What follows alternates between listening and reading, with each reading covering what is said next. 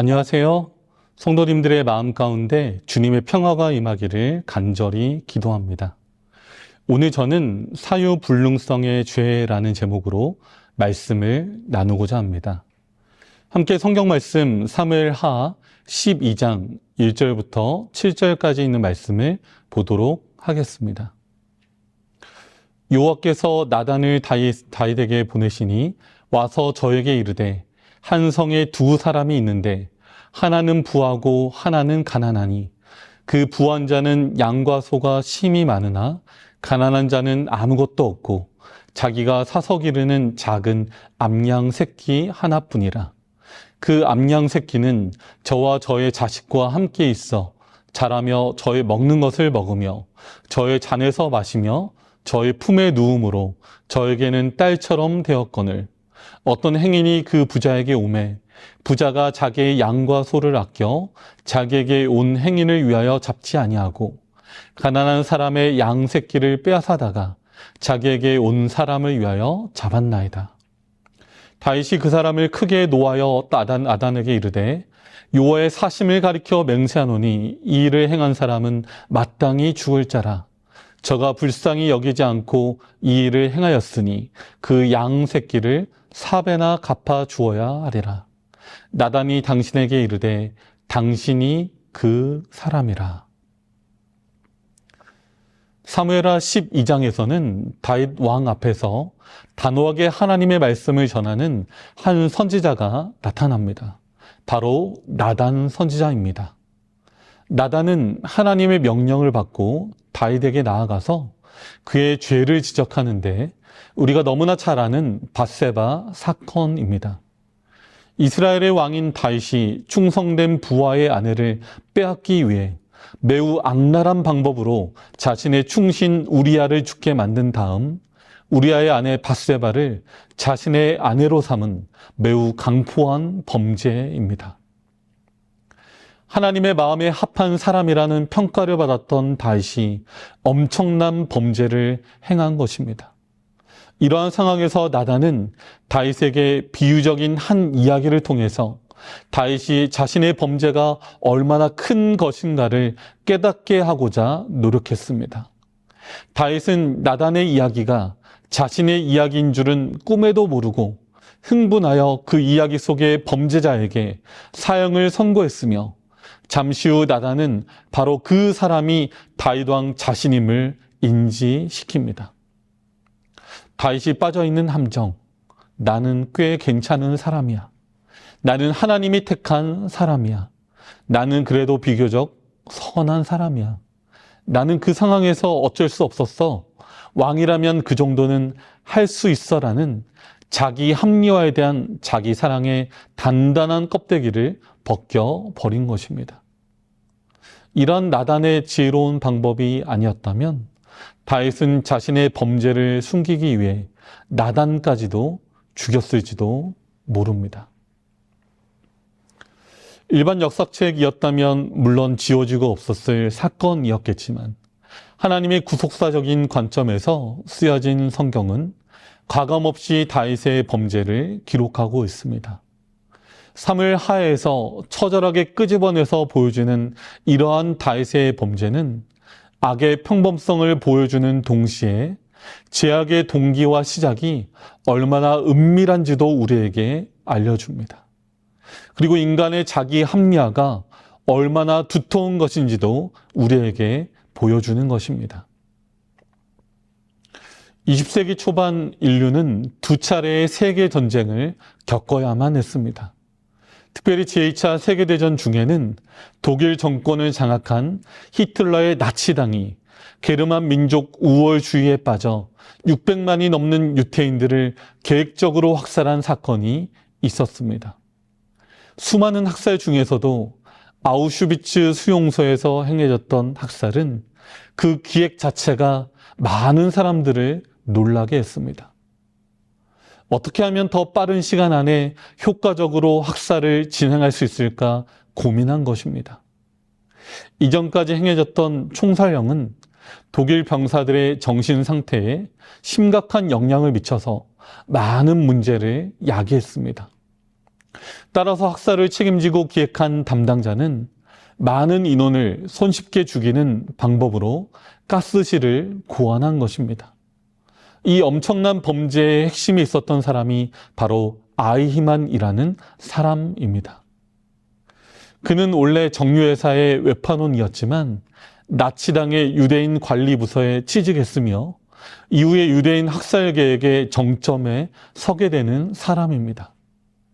2차 세계대전이 끝난 후 자치를 감췄던 아이히만은 이스라엘 모사드 요원들에게 붙잡혀 예루살렘으로 이송되고 마침내 재판을 받게 됩니다.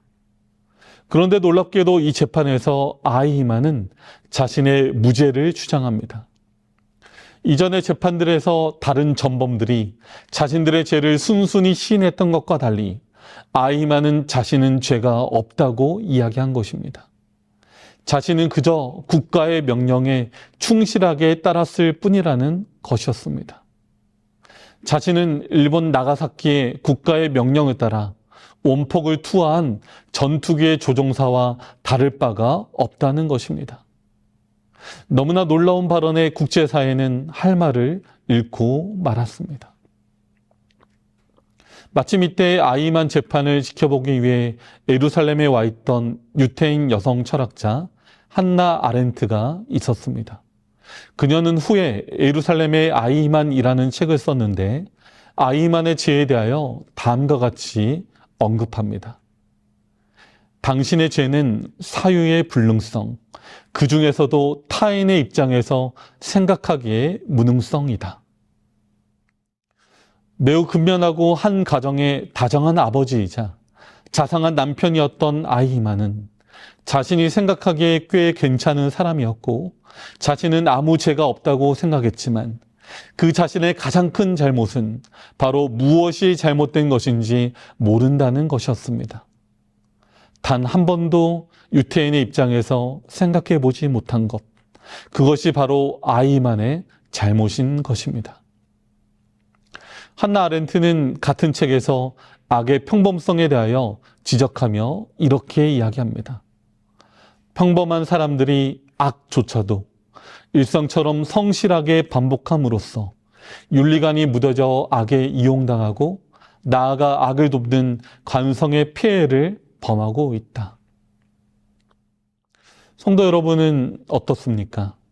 악의 가장 큰 무서움은 그 무서움을 우리가 그만큼 인지하지 못하는 데 있습니다. 내가 얼마나 큰 죄인인지를 잊고 사는 것입니다.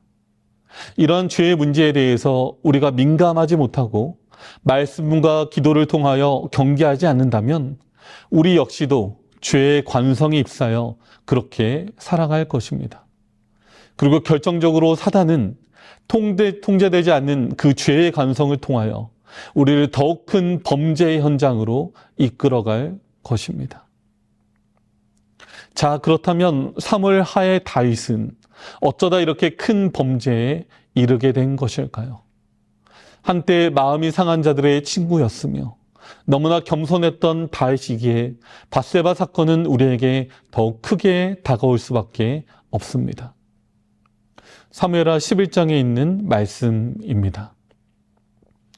해가 돌아와서 왕들의 출전할 때가 되매 다윗이 요압과 그 신복과 온 이스라엘 군대를 보내니 저희가 암몬 자손을 멸하고 랍바를 에워싸고 다윗은 예루살렘에 그대로 있으니라. 저녁 때에 다윗이 그 침상에서 일어나 왕궁 지붕 위에서 거닐다가 그곳에서 보니 한 여인이 목욕을 하는데 심히 아름다워 보이는지라. 전쟁 때마다 출정하던 다윗이 왜 이때에는 출정하지 않고 궁에 머물고 있었을까요? 우리는 사무엘하 18장 3절에서 그 대답을 찾을 수 있습니다. 그 백성을 내어보낼새 3분지 1은 요압의 수하에 3분지 1은 수르야의 아들 요압의 동생 아비새의 수하에 붙이고 3분지 1은 가드 사람 이때의 수하에 붙이고 백성에게 이르되 나도 반드시 너희와 함께 나가리라. 백성들이 가로되 왕은 나가지 마소서. 우리가 도망할지라도 저희는 우리에게 주의하지 아니할 터이요. 우리가 절반이나 죽을지라도 우리에게 주의하지 아니할 터이라. 왕은 우리 10,000명보다 중하시오니 왕은 성에 계시다가 우리를 도우심이 좋으니이다. 왕이 저희에게 이르되 너희가 선히 여기는 대로 내가 행하리라 하고 문 곁에 섬에 모든 백성이 100명씩 1000명씩 대를 지어 나가는지라. 어느새 왕으로서 갖게 된 특권이 다윗을 다른 사람과 뭔가 차별된 가치를 가진 사람으로 만들어 놓았던 것입니다. 왕이라는 자리에 익숙하게 된 그런 상황이 됐던 것입니다. 권력을 남용할 수 있는 지점에 서게 된 것입니다. 힘들고 어려운 처지에 서 있을 때는 이러한 유혹이 없었지만 이제 어느 정도 남부럽지 않은 힘을 갖게 되었을 때 내 마음대로 하고 싶다는 유혹이 생긴 것입니다. 사실 우리들의 대부분의 사회적인 범죄도 바로 이러한 지점에서 시작합니다. 내가 상대방보다 높은 위치에 있을 때, 그리고 누군가보다 더 많은 것을 가지고 있을 때 상대방의 입장을 고려하지 못하게 되는 것입니다. 내 안에 숨어있던 죄의 본성이 나타나 강포하게 행하고 싶은 유혹에 처하게 되는 것입니다. 다윗에게 범죄할 수 있는 길을 열어준 것은 자신을 의뢰하는 정신과 자기를 높이는 정신이었다. 아첨과 권세와 사치의 미묘한 유혹이 다윗에게 영향을 미쳤다. 주의 민족과의 교제도 역시 악한 가마를 끼쳤다. 동방의 통치자들 사이에 성행하던 풍습에 따르면 신하들에게 용서할 수 없는 범죄를 왕이 행했을 때에는 정죄하지 않았으며 왕은 신하가 행하는 그런 자제를 행할 의무가 없었다. 이 모든 것들은 죄의 흉악성에 대한 다윗의 생각을 무디게 했다. 그리하여 다윗은 겸손히 여호와의 능력을 의지하는 대신에 자신의 지혜와 능력을 의지하기 시작하였다. 사단은 영혼을 유일한 능력의 근원 되시는 하나님께로부터 분리시킬 수 있게 되자마자 인간의 사악한 육체적 욕망을 충동시키고자 할 것이다. 원수는 이를 돌발적으로 하지 아니한다. 원수는 처음부터 몹시 놀랄만한 일을 하는 것이 아니라 비밀리에 원칙의 요새를 침식하는 것이다. 이 일은 겉보기에는 매우 적은 일처럼 보이는 것들, 즉 하나님께 충실하고 당신을 전적으로 의지하기를 게을리 하는 일이나 세상의 풍속과 행습을 따르는 경향에서 시작한다. 부조화 선지자 717, 718페이지에 있는 말씀입니다. 하카톤, 하찮고 별 볼일 없었던 소년 다윗. 어쩌면 다른 사람이 주목하지 못했던 연약한 위치에서 들판에서 양을 치고 있을 때 그는 매우 겸손하고 하나님의 능력을 의지하는 용사였지만 왕으로서 모든 권력을 차지하고 그 정점에 선 다윗은 자신의 권력을 남용하여 충성된 신하의 아내를 아무런 죄책감 없이 빼앗아버린 범죄자가 되고 말았습니다. 오늘 우리는 성경을 읽으며 왜 성경이 다윗의 이 범죄 사실을 가감없이 기록하고 있는지 우리는 생각하고 느껴야만 합니다. 그리고 교훈을 얻어야 합니다. 남들이 다 하니까 나도 이 정도는 이라는 이 생각을 우리는 주의해야 할 것입니다. 나 자신을 의뢰하는 생각을 주의하고 전적으로 하나님을 의뢰해야 할 것입니다. 이러한 범죄의 결과로 다윗에게 내린 벌은 밧세바와의 사이에서 태어난 아이가 죽게 된다는 것이었습니다. 왜 하나님은 그러한 무서운 형벌을 내리셨을까요? 어쩌면 그 힌트는 나단의 이야기 속에 들어있는 것 같습니다. 다윗이 부자였기에 미처 느끼지 못한 그 책임감을 알려주고 싶었던 것 같습니다. 자신의 통치하에는 수많은 백성들이 자신의 소유로서 느껴질 때 한 명 한 명의 소중한 인격을 가진 개인으로 느껴지지 않았던 것입니다. 이렇게 많은 백성이 있는데 충성된 신하 몇 명쯤 죽어도 괜찮다는 다윗의 인식에 대하여 하나님은 분명한 경고를 보내신 것 같습니다. 한 명의 아이가 그 부모에게 얼마나 소중한지를 느껴보는 그 경험을 통하여 창조주이신 하나님 앞에 한 명 한 명의 개인이 얼마나 소중한지를 알게 하신 것입니다. 그리고 이러한 다윗의 범죄의 결과는 여기서 그치지 않고 후에 압살롬의 범죄 때 또한 많은 부분들이 성취됩니다. 압살롬이 반역을 일으키고 예루살렘을 장악했을 때 다윗의 후궁들을 데려다가 욕보인 것입니다. 그리고 결정적으로 자신의 사랑하는 압살롬은 요압에 의하여 무참하게 죽임을 당합니다. 다윗이 압살롬만큼은 죽이지 말라고 명령했음에도 요압은 잔인하게 찔러 죽입니다. 왜일까요? 악명 높은 수르야의 아들들이어서 분노를 참지 못하고 죽인 것일까요? 물론 그 이유도 있겠지만 더 자세한 이유는 다윗 자신이 제공한 것입니다. 부조화 선지자 719, 720페이지에 있는 말씀입니다. 우리아는 자기 자신의 사형 집행 영장을 가지고 가는 자가 되었다. 왕은 우리아의 손을 빌어 요압에게 보내는 편지에 이렇게 명했다.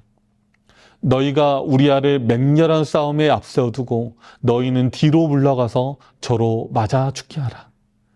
이미 함부로 사람을 죽인 죄로 물들여진 요압은 왕의 명을 순종하게 주저하지 않았고 우리아는 암몬 자손의 칼에 죽임을 당하였다. 이제까지 통치자로서의 다윗의 기록은 어느 군주도 필적할 수 없을 만큼 훌륭한 것이었다. 다윗에 대하여 온 이스라엘을 다스려 모든 백성에게 공과 의를 행하였다고 기록되어 있다. 그의 성실함은 온 민족의 신뢰와 충성을 얻었다. 그러나 그가 하나님을 떠나 자신을 악한 자에게 복종시킴으로 인하여 그는 한동안 사단의 대리자가 되었다. 그러나 그는 여전히 하나님께서 그에게 주신 지위와 권위를 누리고 있었다. 그 때문에 그는 자기의 권위에 복종하는 자의 영혼을 파멸시키라는 요구를 할 수 있었다. 그리고 하나님께보다도 왕에게 더 충의를 표했던 요압은 왕의 명을 따랐기 때문에 하나님의 율법을 범했다. 다윗의 권세는 하나님께로부터 받은 것이었다. 그러므로 오직 하나님의 율법과 일치하도록 그것을 행사해야 하였다. 그가 하나님의 율법에 반대되는 것을 명했을 때 그것을 순종하는 것은 죄가 되는 것이다. 모든 권세는 다 하나님의 정하신 바나 우리는 하나님의 율법에 반대되는 권세에 순종하지 말아야 한다. 사도 바울은 고린도 사람에게 보낸 편지에서 우리가 다스림을 받아야 할 원칙을 제시하였다. 그는 말하기를 내가 그리스도를 본받은 자 된 것 같이 너희는 나를 본받는 자 되라고 하였다. 그의 명령이 집행되었다는 보고를 다윗에게 보낼 때 요압이나 왕이 연루되지 않은 것처럼 매우 주의 깊은 말을 사용하였다. 요압이 그 사자에게 명하여 가로되 전쟁의 모든 일을 내가 왕에게 고하기를 마친 후에 혹시 왕이 노하면 내가 말하기를 왕의 종 햇사람 우리아도 죽었나이다 하라. 사자가 가서 다윗에게 이르러 요압의 모든 보낸 일을 고하였다. 왕의 대답은 너는 요압에게 이같이 말하기를 이 일로 걱정하지 말라. 칼은 이 사람이나 저 사람이나 죽이느니라. 그 성을 향하여 더욱 힘써 싸워 함락시키라 하여 너는 저를 담대케 하라 하였다. 요압에게 행한 그 명령은 다윗 역시 나랑 다를 바 없는 똑같은 사람이구나라는 사실을 느끼게 했습니다. 다윗 왕의 비열함을 학습한 요압은 이후 수많은 사람들을 죽이는 일에 있어서 자신의 비열함에 대해서 미처 자신을 책망하지 못하는 다윗 왕의 약점을 이용하게 되는 것입니다. 죄의 결과가 얼마나 무섭고 파급 효과가 큰지를 우리는 이 내용을 통해 알게 됩니다. 이제 다윗은 전례 없는 회개로 자신을 하나님 앞에 낮추게 됩니다. 이제 우리는 다윗이 어떻게 자신의 죄를 뉘우치는지를 보려고 합니다. 어쩌면 이 부분이 보다 중요하고 귀중한 부분이라고 할 수 있습니다. 특별히 시편 51편은 다윗의 회개를 기록한 시입니다. 하나님께서는 다윗의 범죄의 역사를 비록 당신으로부터 크게 축복과 은총을 받은 자들이라 할지라도 안전하다고 느끼고 깨어있어 기도하기를 게을리해서는 안 된다는 경고로 삼고자 하셨다. 그 같은 하나님의 의도는 하나님께서 가르치시고자 계획하신 교훈을 겸손히 배우려고 노력한 자들의 생애에서 입증되어 왔다. 각 시대를 통하여 무수히 많은 사람들은 유혹자의 세력으로부터 오는 위험들을 깨닫게 되었다. 유혹계로부터 그처럼 크게 존귀 여김을 받았던 다윗의 타락은 그들의 마음에 자신을 믿지 않도록 일깨워 주었다. 그들은 믿음을 통하여 하나님만이 당신의 능력으로 그들을 보호하실 수 있다는 것을 느꼈다. 하나님 안에 그들의 능력과 안전이 있다는 것을 알고 그들은 사단의 영역에 첫 발을 들여놓기를 두려워하였다. 하나님께로부터 책망의 기별이 다윗에게 이르렀을 때 다윗은 회개의 표현을 시편 51편에 다음과 같이 말했다. 하나님이여 주의 인자를 쫓아 나를 긍휼히 여기시며 주의 많은 자비를 쫓아 내 죄가를 도말하소서. 나의 죄악을 맑게 시키시며 나의 죄를 깨끗이 제하소서. 대저 나는 내 죄의 과를 아오니 내 죄가 항상 내 앞에 있나이다. 우슬초로 나를 정결케 하소서. 내가 정하리이다. 나를 씻기소서. 내가 눈보다 희리이다. 나로 즐겁고 기쁜 소리를 듣게 하사 주께서 꺾으신 뼈로 즐거워하게 하소서. 주의 얼굴을 내 죄에서 돌이키시고 내 모든 죄악을 도말하소서. 하나님이여 내 속에 정한 마음을 창조하시고 내 안에 정직한 영을 새롭게 하소서. 나를 주 앞에서 쫓아내지 마시고 주의 성신을 내게서 거두지 마소서. 주의 구원의 즐거움을 내게 회복시키시고 자원하는 심령을 주사 나를 붙드소서. 그리하면 내가 범죄자에게 주의 도를 가르치리니 죄인들이 주께 돌아오리이다. 하나님이여, 나의 구원의 하나님이여, 피 흘린 죄에서 나를 건지소서. 내 혀가 주의 의를 높이 노래하리이다.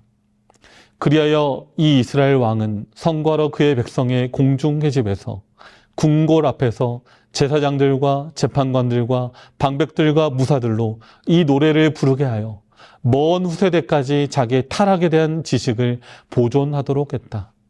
이스라엘 왕은 자기의 범죄와 회개와 하나님의 은혜를 통한 용서에 대한 자기의 희망을 자세히 말했다. 그는 자기의 죄악을 감추려고 노력하는 대신에 다른 사람들이 그의 타락의 슬픈 역사로 교훈을 받을 수 있기를 갈망하였다. 다윗의 회개는 성실하고 깊은 회개였다. 자기의 죄악을 변명하려고 노력하지 않았다. 그의 기도에는 경고된 형벌을 피하려는 욕망이 없었다. 오히려 하나님께 대한 자기의 죄의 흉악함과 자기의 영혼의 더러움을 보고 죄를 미워하였다. 그가 기도한 것은 용서만을 얻고자 함이 아니요 마음의 정결을 얻기 위함이었다. 다윗은 절망 중의 투쟁을 포기하지 아니하였다. 회개한 죄인들에 대한 하나님의 약속에서 그는 하나님의 용서와 간합하심의 증거를 보았다. 주는 제사를 즐겨 아니하시나니 그렇지 않으면 내가 드렸을 것이라. 주는 번제를 기뻐 아니하시나이다. 하나님의 구하시는 제사는 상한 심령이라. 하나님이여, 상하고 통회하는 마음을 주께서 멸시치 아니하시리이다. 오늘 우리에게도 이러한 성실한 회개의 자세가 주어지기를 기도합니다. 우리 역시도 이러한 범죄에 깊이 빠져있기 때문입니다. 오늘 나 자신을 돌아보고 하나님의 자비하심을 생각하며 그분 앞에 다시금 성실한 회개가 이루어지기를 바랍니다. 저는 신약성경 누가복음 19장에 나오는 삭개오의 이야기를 볼 때마다 저는 예수님이 이 삭개오에 올라가 있는 뽕나무 앞에서 여리고의 군중들에게 설교하실 때 혹 이 다윗의 밧세바 사건에 대한 이야기를 하지 않으셨을까 종종 생각하곤 합니다. 마침내 예수님께서 뽕나무 앞에 이르러 삭개오야 내려오라 말씀했을 때 삭개오는 어쩌면 나단 선지자가 다윗 왕에게 말했던 당신이 바로 그 사람이라는 메시지를 받았을지도 모릅니다. 누가복음 19장 8절에 예수님 앞에서 뽕나무에서 내려온 삭개오가 내 소유의 절반을 가난한 자를 위해 주겠고 내가 남의 것을 토색한 것이 있다면 4배나 갚겠나이다 라고 고백하는 삭개오의 모습 속에서 사무엘하 12장 6절에서 그 양 새끼를 4배나 갚아주어야 하리라고 말했던 다윗의 말이 연상되기 때문입니다. 삭개오는 이러한 성실한 회개를 통하여 하나님의 용서를 경험하게 되고 새로운 삶을 살아가게 됩니다. 오늘 우리에게도 이러한 주님의 음성이 들렸으면 좋겠습니다. 말씀을 펴서 나 자신을 비추는 거울로 삼아 하나님의 율법이 내 양심을 비추어 말씀하실 때 주님, 저는 너무나 큰 죄인입니다 라고 고백하며 전적으로 주님을 의지하기 위해 무릎 꿇는 우리 모두가 되었으면 합니다. 태초부터 사단은 범죄하면 이익이 있다고 사람들에게 말해왔다. 천사들도 그런 식으로 유혹했고 아담과 하와도 그 방법으로 유혹하여 범죄하게 했다. 그리고 지금도 같은 방법으로 군중들을 인도하여 하나님을 순종하는 길에서 떠나도록 하고 있다. 범죄의 길은 바람직하게 보이나 필경은 사망의 길이다. 대담하게 이 길에 들어섰다가 죄의 결과가 얼마나 쓰라린 것임을 알고 일찍 거기를 떠나는 자들은 행복한 자들이다. 하나님께서는 자비를 베푸셔서 다윗을 죄악의 기만적 대가에 의하여 완전히 멸망을 당하도록 버려두지 아니하셨다. 오늘 이 말씀을 기억하시면서 오늘 당신이 바로 그 사람이라 라고 말씀하시는 이 성경의 말씀을 우리의 마음에 적용하고 하나님 앞에 전적으로 순종하는 마음으로 성실한 회개의 자세를 통해 하나님께 나아가는 우리 모두가 되었으면 좋겠습니다. 그를 통해 하나님께 대한 우리의 마음이 정결해지고 구원의 즐거움을 회복하고 하나님과 전적으로 하나 되는 그 화목의 기쁨을 느끼고 경험하는 우리 모든 성도들이 되기를 바라면서 오늘 말씀을 마치겠습니다.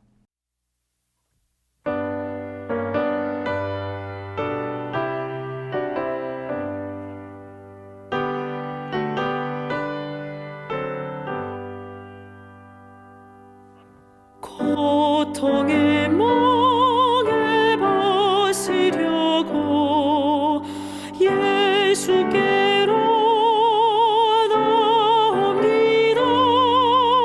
자유와 기쁨 베푸시는 주께로 옵니다.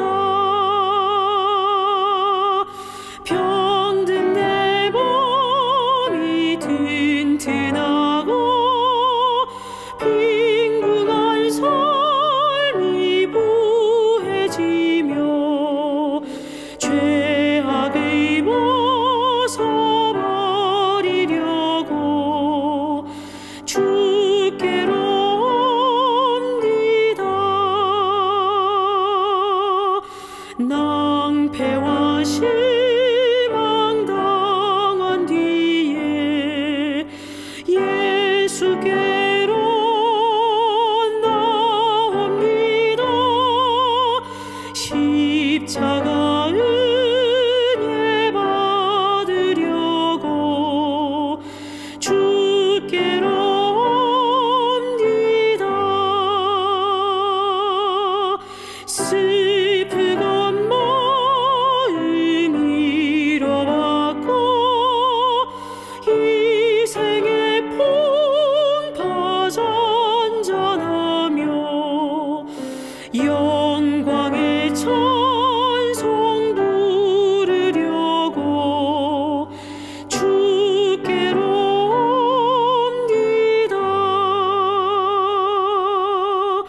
교만한 마음을 내버리고 예수께로 나옵니다.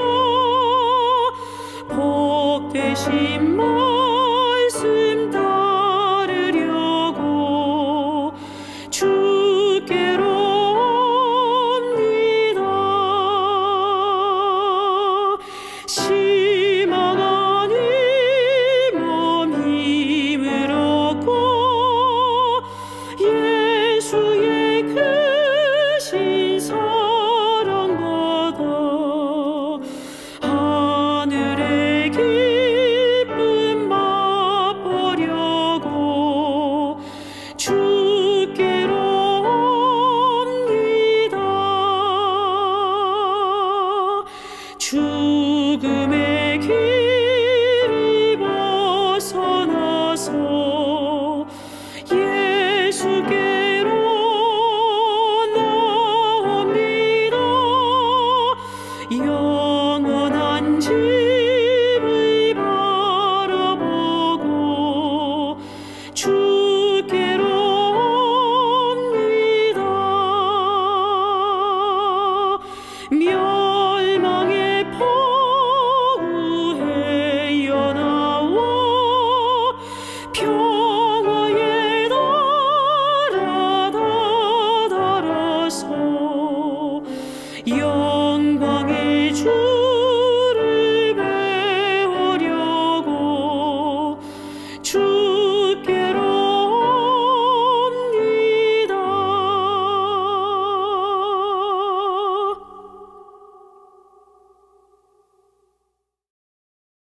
사랑과 은혜가 많으신 아버지 하나님, 오늘 우리의 삶 가운데 역사해 주신 그 주님의 손길에 인하여 감사합니다. 특별히 우리가 성실한 회개의 자세로 주님 앞에 나올 수 있도록 오늘 우리에게 말씀해 주시니 감사합니다. 우리가 우리의 죄가 큰 것인지를 알지 못하고 우리가 그 속에서 살아가고 있을 때 우리로 하여금 회개의 요청을 하시는 그 성령의 음성에 우리가 귀를 기울일 수 있도록 하나님 역사하여 주시옵소서. 오늘 다윗에게 말씀하셨던 그 주님의 음성이 우리에게 주어지는 책망의 음성이 되도록 도와주시고 나단 선지자가 말했던 당신이 바로 그 사람이다라고 하는 그 음성을 우리의 것으로 삼을 수 있도록 하나님 도와주시옵소서. 그러한 성실한 회개가 이루어질 때 비로소 하나님과 하나 되는 기쁨을 우리가 온전히 경험할 수 있도록 하나님 도와주시옵소서. 주님, 우리가 삶을 살아가면서 우리 주변에 있는 사람들에게 행하는 수많은 악한 일들의 결과가 얼마나 큰 것인지를 우리가 깨닫게 될 때 우리가 하나님과 함께하는 것의 기쁨을 더욱더 소망하고 주님 앞에 구할 수 있도록 하나님 도와주시옵소서. 언제나 성령으로 살며 그 안에서 하나님의 말씀과 능력을 의지하며 살 수 있도록 우리를 붙잡아 주시옵소서. 우리를 가장 선한 길로 이끄시고 우리를 주님의 나라까지 우리를 인도하시는 예수님의 이름으로 간절히 기도드립니다.